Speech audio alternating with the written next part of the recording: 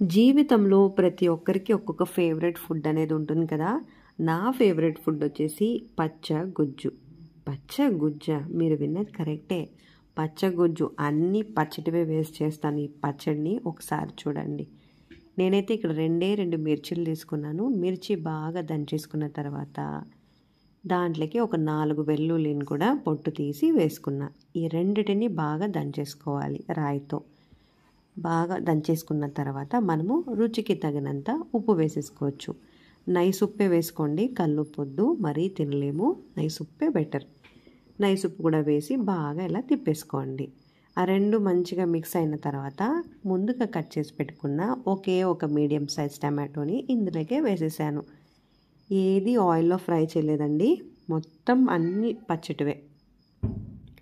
చిన్నప్పుడు మా మమ్మీ ఎప్పుడైనా కుష్కా రైస్, వైట్ రైసు, ఇప్పుడు మధ్యాహ్నం చేసింది నైట్కి, నైట్ చేసింది మార్నింగ్కి ఉంటుంది కదండి, ఆ రైస్కి అమ్మ ఈ పచ్చడి చేసి ఇచ్చేసేది.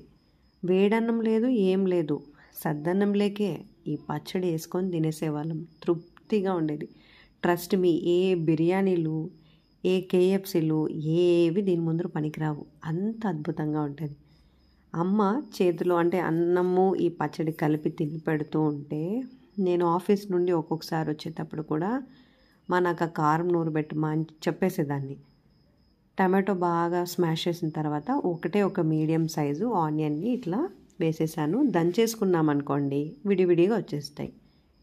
ఈ పచ్చడిలోకి, అన్నంలోకి ఒక 2 ఎగ్ ఆమ్లెట్స్, లేదంటే 2 కీమా వడలో, చికెన్ కబాబో, నాన్ వెజిటేరియన్స్ వాళ్ళకి చెప్తున్నా, ఇలా సైడ్ డిష్కి వేసుకొని తృప్తిగా తినేయచ్చు.